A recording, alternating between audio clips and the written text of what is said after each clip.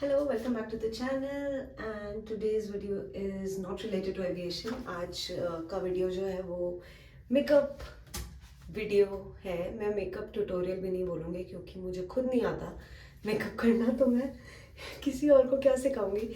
But जैसे भी मैं करती हूँ या जो भी मेरा प्रोसेस है मेकअप करने का वो मैं बताऊँगी, और सारे प्रोडक्ट्स भी आपको बताऊँगी जो मैं यूज़ कर रही हूँ। और मुझे बाहर जाना है पार्टी में, मतलब हम पार्टी करने के लिए जा रहे हैं, कोई पार्टी नहीं है जिसमें हम जा रहे हैं। तो उसके लिए मैं रेडी हो रही हूँ। मुझे नहीं पता क्या मेकअप है, या मेरे दिमाग में कुछ है नहीं ऐसा।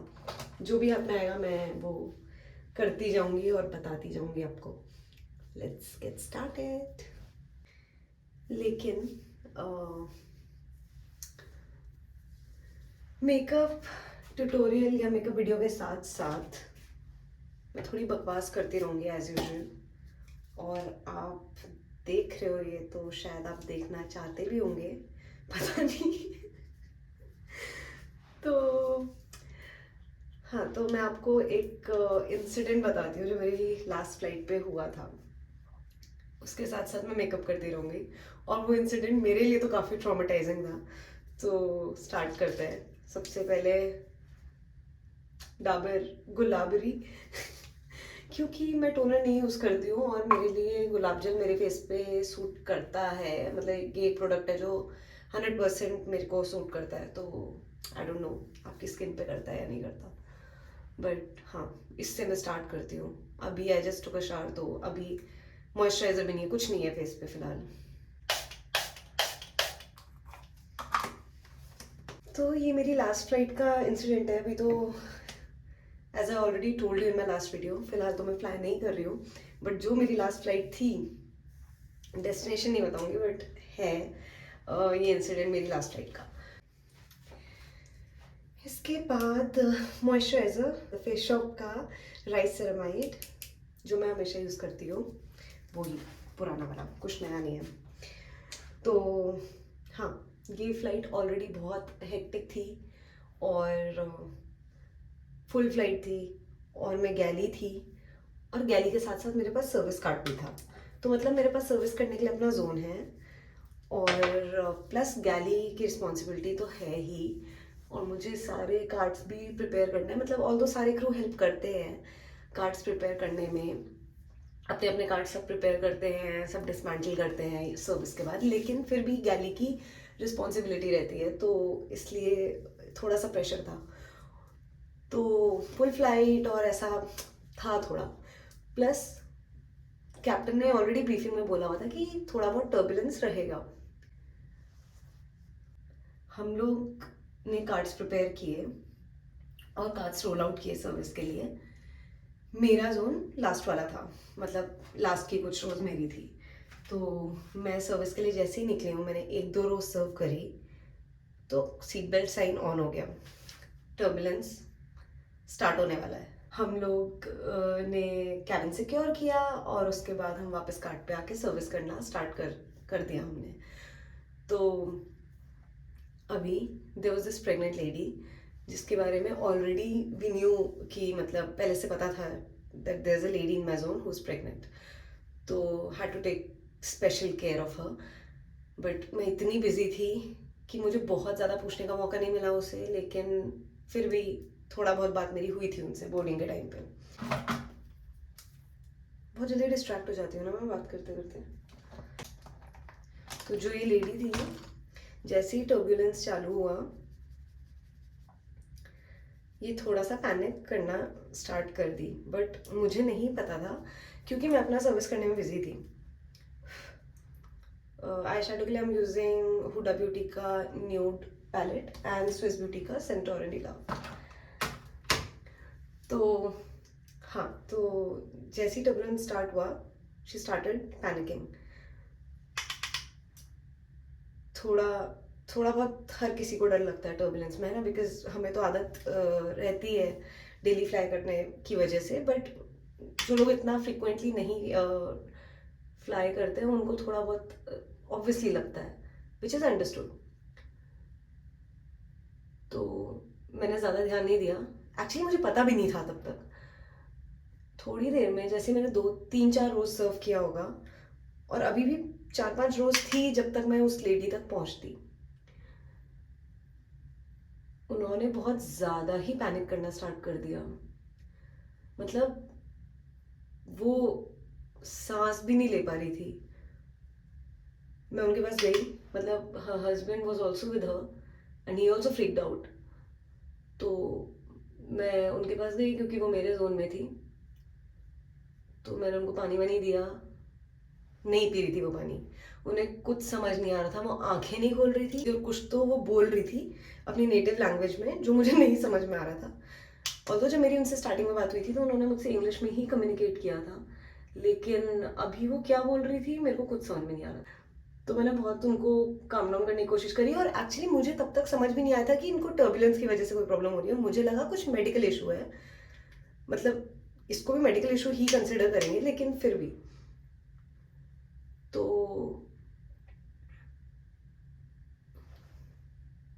जब मैं उनके पास गई, पानी दिया, उन्होंने नहीं लिया। मैं उनको बोलने की कोशिश कर रही हूँ कि मैम क्या हो रहा है, मुझे समझाओ, please tell me what's happening, what's wrong with you, please open your eyes, look at me. नहीं समझ में आ रहा है।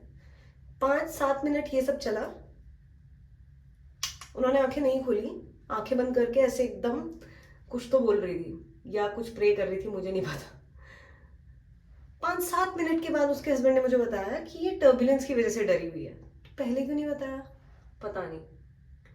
तो जब उन्होंने बताया तो मैं थोड़ा सा रिलैक्स हुई कि चलो ठीक है, कोई बात नहीं। तब तक मैं भी पैनिक करने लगी थी कि यार क्या हो रहा है, क्योंकि तुमने ये सब चीज़ें ट्रेनिंग में तो करी होती हैं, लेकिन जब रियल लाइफ में ये सिनेरियो आता है ना सामने, कुछ याद नहीं आता। कोई ट्रेनिंग कुछ याद नहीं आता है। सॉरी मैं भूल गई बताना, लेकिन अभी मैंने ये वाला न्यूड से सिर्फ बेस किया है। हाँ, तो मैं क्या बता रही थी। हाँ, तो जब मुझे पता चला कि वो टर्बुलेंस की वजह से डरी हुई है तो मैं भी थोड़ा सा शांत हुई, तो मेरा दिमाग काम करना स्टार्ट किया। मैंने उनको बोला कि ma'am please calm down, look here, नहीं दिख रही है बंदी। मैं सोच रही हूँ कि मुझसे आई कांटेक्ट करे तो मैं इसको ऐसा समझाऊंगी कि कुछ नहीं हो रहा है, देखो मैं भी कैबिन में वॉक कर रही हूँ, nothing is happening, nothing is going to happen, कुछ नहीं होगा। जब वो, मैंने ना उनके हाथ ऐसे करके पकड़ लिए कि थोड़ा सा हिम्मत मिलेगी, उनके हाथ पकड़े हुए थे। तो आई थिंक 3 4 मिनट के बाद उन्होंने बोला, इंग्लिश में बोलना स्टार्ट किया। 3 4 मिनट बाद उन्होंने इंग्लिश में बोलना स्टार्ट किया कुछ तो उन्होंने बोला कि I am pregnant and I am going to die. अगल बगल वाले लोग भी पैनिक हो गए, मतलब वो लोग भी पैनिक करने लग गए कि यार ये क्या बोल रही है। तो ऑब्वियसली किसी को नहीं समझ में आ रहा कि वो टर्बुलेंस से इतनी ज़्यादा डरी हुई, क्योंकि इतना सीवियर नहीं था टर्बुलेंस, लाइट था, इसी तो हम लोग भी सर्विस कर रहे थे। इतना ज़्यादा अगर होता तो हम लोग भी बैठे होते ना। बट उनको ये बात नहीं समझ में आ रही थी, और वो बहुत बहुत ही ज़्यादा डरी हुई थी। तो मैंने उनको समझाया कि ऐसा कुछ नहीं होने वाला है, सब कुछ ठीक है, देखो क्रू सर्विस कर रहा है, सब लोग चल रहे हैं कैबिन में, nothing is going to happen. वो बिल्कुल नहीं मान रही थी। हमारी कॉन्वर्सेशन लिटरली 15 मिनट तक यही हुई है, she is saying I am going to die, और मैं बोल रही हूँ कि कुछ नहीं होगा। फिर क्योंकि बहुत ज़्यादा पैनिक क्रिएट हो रहा था और सर्विस भी चालू रखना ही था, तो मैंने उनको वहाँ से सीट से मूव करके पीछे में लेके गई गैली में। अभी भी वो, मैं उनको समझा रही हूँ कि धीरे धीरे try to breathe in breathe out, क्या हो रहा है, ऑक्सीजन ऑक्सीजन लेकर आओ, कुछ प्रॉब्लम हो रही है। कि ये कुछ नहीं हो रहा है, I am just too scared, I think I am going to die today on this plane, why did I come. पता नहीं क्या क्या क्या क्या बोले जा रही है, मुझे समझ में नहीं आ रहा मैं कैसे इनको काम डाउन करूँ, क्योंकि तुम दूसरे बंदे को तब समझाओगे जब वो सुनना चाहता है, वो सुनना ही नहीं चाहती थी। उन्होंने अपना दिमाग बना लिया था कि आज कांड होने वाला है। मतलब नाउ आई एम लाफिंग, लेकिन उस टाइम पे मेरे को भी बहुत डर लग रहा था कि यार ये इतना क्यों पैनिक करी, क्या हो गया, मतलब लगता है थोड़ा। फाइनली उन्होंने सुनना स्टार्ट किया, आई कांटेक्ट किया, मैं हाथ पकड़ के उनको समझा रही हूँ कुछ नहीं होगा, लुक एट मी, पानी पियो, शांत हो जाओ, try to breathe in breathe out slowly, आराम आराम से। तो फाइनली वो धीरे धीरे थोड़ा थोड़ा करके जैसे तैसे वापस से सेंसेस में आई, बट स्टिल पूरी फ्लाइट पे वो कांप रही थी। हमने पूरा प्रोसीजर वगैरह सब कुछ फॉलो भी किया, बट थोड़ा स्केरी था क्योंकि उन्होंने आसपास वाले लोगों को बहुत डरा दिया था। इसके अलावा भी 3-4 और मेडिकल केस उस फ्लाइट पे हुए हैं। वो फ्लाइट भी ना पता नहीं क्या ही थी। Now that I am not flying, I miss flying obviously, और मैं बहुत ज़्यादा मिस कर रही हूँ लेओवर्स को। और मुझे भी पार्टी से याद आ रहा है बैंकॉक लेओवर। क्या लेओवर था वो, क्या मज़ेदार लेओवर था वो। मतलब आई थिंक वो मेरा बेस्ट लेओवर था, सेकंड बेस्ट। ये किया मैंने पता नहीं क्यों, सेकंड बेस्ट। मैं टाइम्स प्लीज, मुझे आईलाइनर लगाना है जो मैं कैमरे पे नहीं कर पाऊंगी। टन टन, ब्लू हेवन टू रेस्क्यू। क्योंकि नायका वाला भी है, बट इसका टिप ना ऐसा है, अगर दिख रहा है तो। और इस टिप से मुझसे विंग नहीं बनता है सही से। और जो ब्लू हेवन वाला है, इसका ब्रश है ऐसा, अगर दिख रहा हो कैमरे में तो मैं इससे करूँगी। मुझे लगता है कि थोड़ा सा ग्लिटर और डिजर्व करती है मेरी आंखें।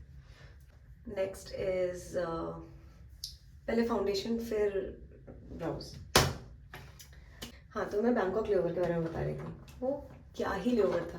पहली बात, 90% of the crew was Indian, उसी में मज़ा आ गया था। मेरा कंसीलर ख़त्म हो गया। लैब्राडोर का अटेंशन स्पैन भी ऐसा ही होता है ऑलमोस्ट, जैसा मेरा है। तो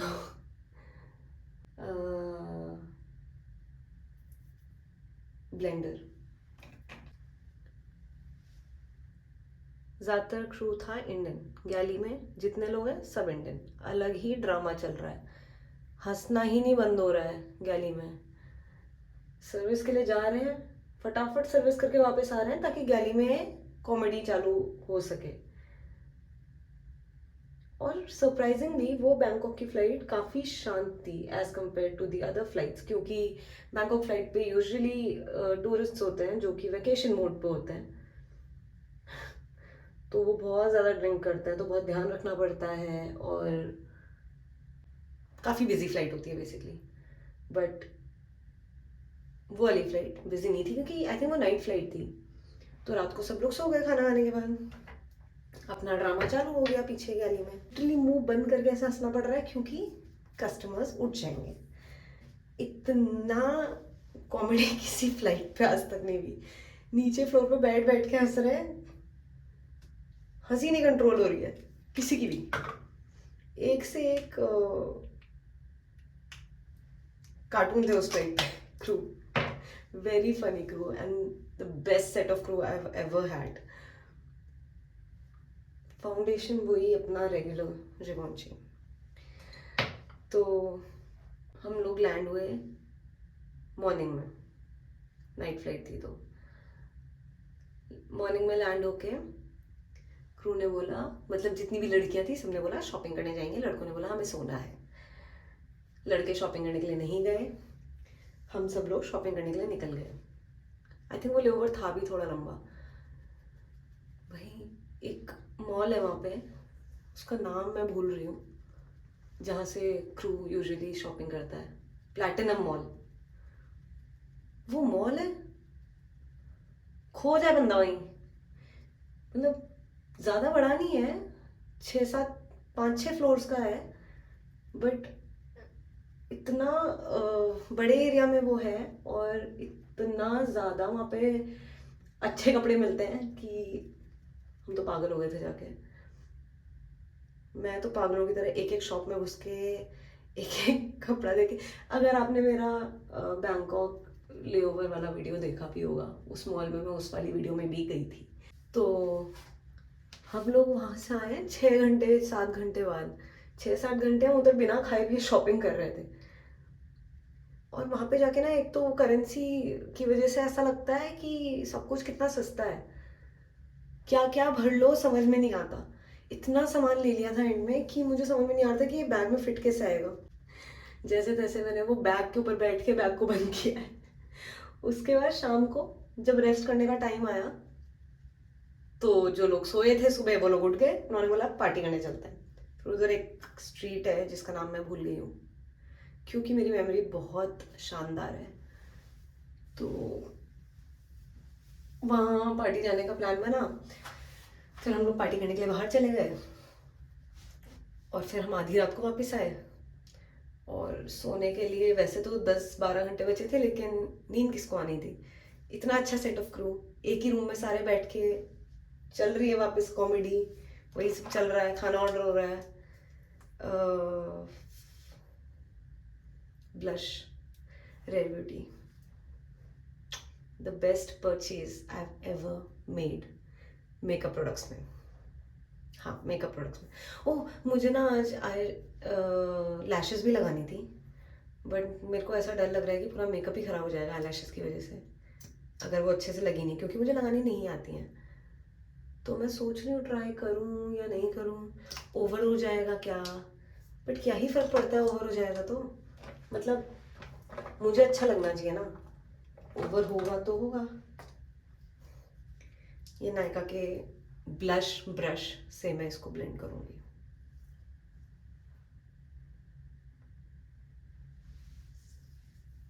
इसका पिगमेंटेशन देखो यार, कितना ही प्यारा है ये ब्लश।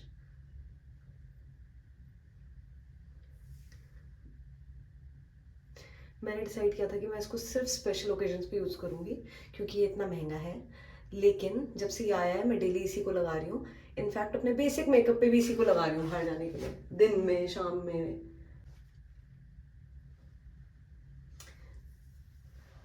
आलस भी आ रहा है क्योंकि अभी बाल भी सेट करना है।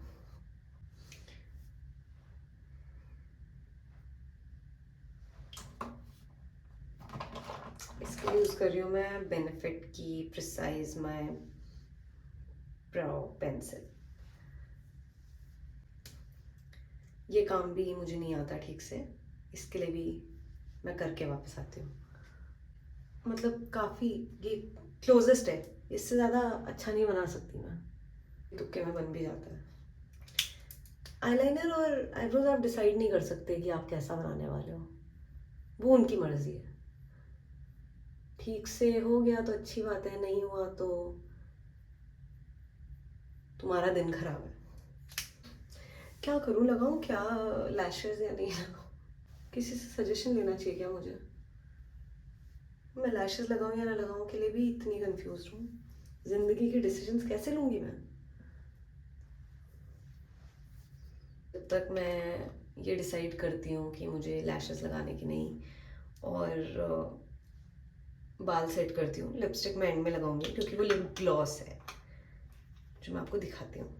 लेकिन मैं उससे पहले बॉडी शॉप का लिप बटर लगा रही हूँ लिप्स को प्रेप करने के लिए, क्योंकि ये ड्राई लिप्स बहुत गंदे लगते हैं मुझे। तो पहले इनको मॉइस्चराइज कर लेंगे, उसके बाद लिपस्टिक लगाएंगे। फेंटी ब्यूटी का lip gloss, this is the best, second best purchase I have ever made in makeup. I'm so excited to use it. तो अभी मैं लैशेस के लिए डिसाइड करती हूँ and then I'll get back. बहुत ओवर ड्रामेटिक लग रहा है। तो मेकअप ऑलमोस्ट हो गया है और अब मैं बाल सेट करने जाने वाली हूँ। और मेरे पास है 40 मिनट्स रेडी होने के लिए, जो टाइम हमने डिसाइड किया था बाहर जाने के लिए, उस टाइम्स को होने के लिए, उस टाइम तक जाने के लिए 40 मिनट बचे। तो मैं बाल सेट करती हूँ, उसके बाद मैं लिपस्टिक लगाऊंगी और फिर मैं ड्रेस पहन के दिखाऊंगी अपना नया वाला। तो सी यू। तो बाल सेट हो गए हैं, मैंने कर्ल्स किए हैं और आगे से थोड़ा खराब हो गए बट ठीक है, मैनेजेबल। और मैं मस्कारा लगाना भूल गई। ऐसा मेकअप ट्यूटोरियल देख रहे हो तुम लोग, ऐसे लोगों से मेकअप करना सीख रहे हो तुम लोग, जिसको खुद नहीं याद कि उसने मस्कारा ही नहीं लगाया। और बाल वॉश करने के बाद सीरम लगाना भी भूल गई, इसलिए बाल उड़ रहे हैं। और अब कर्ल्स के बाद क्या सीरम लगाऊं? बाय द वे ये एल्फ का मस्कारा है। Ta-da! This is my new dress and it's from Zara. और मैं बहुत एक्साइटेड हूँ उसको पहनने के लिए, क्योंकि मेरे को बहुत बहुत ज़्यादा पसंद आई थी। और मतलब ऐसा पहली बार में ड्रेस देख के होता है ना कि यही वाली लेनी है, ऐसा ही हुआ था। इसके बाद मैं पूरे मॉल में घूमी अपने आप को डिस्ट्रैक्ट करने के लिए, लेकिन नहीं हो पाया मुझसे ऑब्वियसली, और मैंने ले ली and I don't regret it at all. बाकी this dress was suppose to be ankle length, but भगवान जब गढ़वाली लोगों बना रहे थे तो उन्होंने सोचा कि हाइट का क्या ही करेंगे ये लोग, तो ये मेरे लिए ऑलमोस्ट फ्लोर लेंथ है। मतलब एकदम फ्लोर लेंथ नहीं, लेकिन काफ़ी, क्योंकि हाइट। बट एनीवे हील्स पहन के I think we can make it work. Same basic streaks forever. जब से सीरम लगाना स्टार्ट किया तब से ब्रांड चेंज नहीं किया। तो मुझे हो रहा है लेट, और मेरा लास्ट स्टेप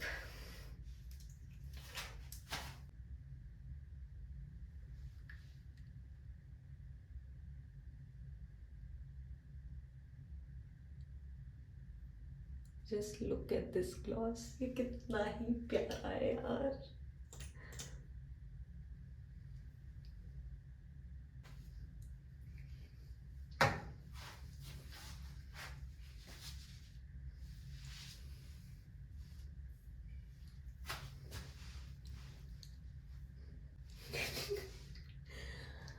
और मैं अब इसी को देखती रहूँगी जब तक मैं निकलती नहीं हूँ यहाँ से, क्योंकि I am in love with this dress and with this gloss and with the blush. तो overall I am happy with the look and I see you in another video. Bye bye. और अगर आप सोच रहे हो, फिर से बता देती हूँ, मैं पहले भी बता चुकी हूँ, इफ़ यू स्टिल थिंकिंग कि क्यों हमने वीडियो देखा, क्यों टाइम वेस्ट किया, इवन आई डोंट नो। मैं भी सेम चीज़ सोच रही हूँ कि आपने क्यों देखा, क्योंकि मैं तो ये बकवास अकेले में भी करती हूँ, तो पता नहीं लेकिन thank you for watching, bye.